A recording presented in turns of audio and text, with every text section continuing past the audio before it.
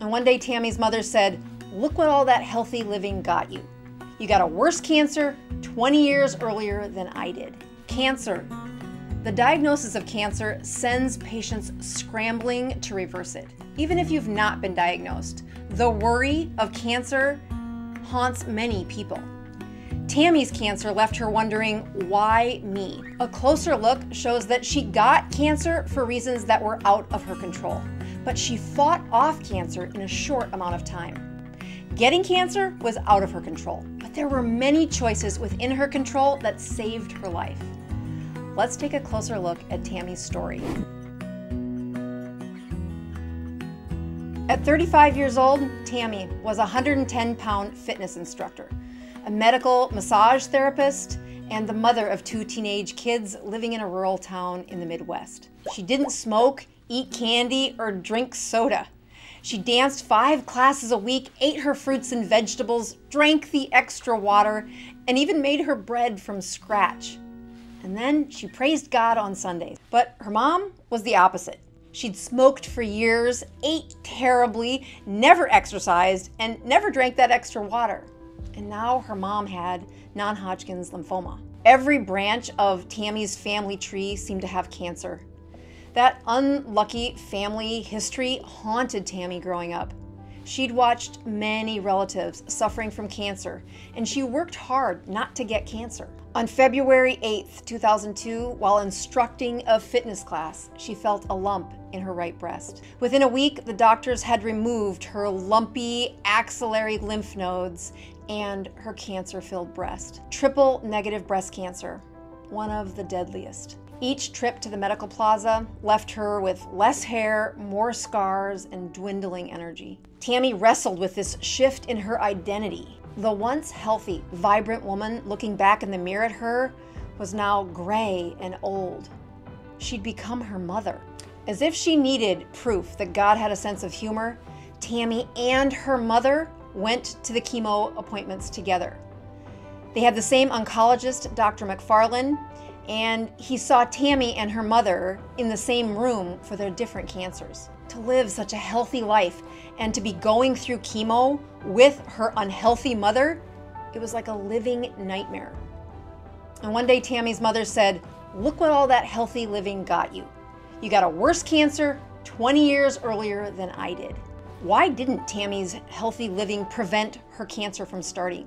Inside her body, Tammie's cancer formed and flourished at a very young age. Tammie's triple negative breast cancer meant that her cancer was not energized by hormones, and that Dr. McFarland's strategy of attaching the chemotherapy to estrogen or progesterone or the HERS2 protein was not going to work. Tammie's genetics had played a large role in her type of cancer.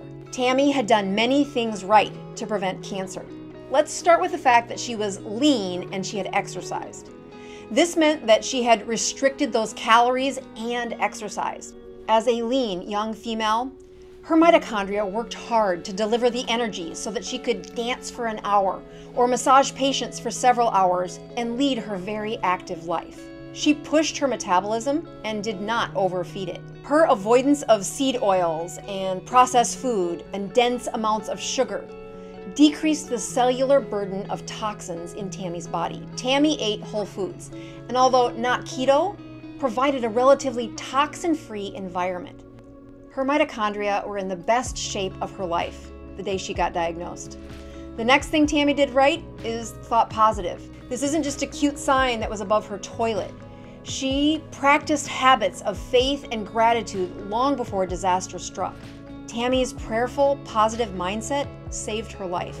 The next thing she did right was she found her cancer early and did not overfeed it. Diagnosed at 35 with a lump in her armpit sounds like a disaster, and it was. But when compared to diagnosed at 37 with metastasis in her bones and brain, the difference was hope. Breast cancers are known for their dependence on glucose. Tammie's lean, 110-pound exercised body did not have excess glucose in circulation. That lack of excess glucose likely limited the rate that her cancer grew. Her lean body also helped her to feel the lump early. This saved her life. But there were risk factors that Tammie had that she couldn't control. Tammie's genetics were not insignificant in her diagnosis. Generations of high-risk ancestors wove through her DNA. Additionally, epigenetics played a part. Epigenetics refer to how your DNA folds together. And unlike your DNA, which can take several generations to make an impact, the epigenetics can play out within your living years and dramatically impact your offspring. Stress during those developmental years can change how your DNA folds, and that makes a big difference with cancer. Tammie's childhood home was filled with stress. Her father's abuse and addiction laid the foundation for trauma. Add to that Tammie's worry for her mom's life. Her mom did her best to cope with all of this, and it was an awful situation.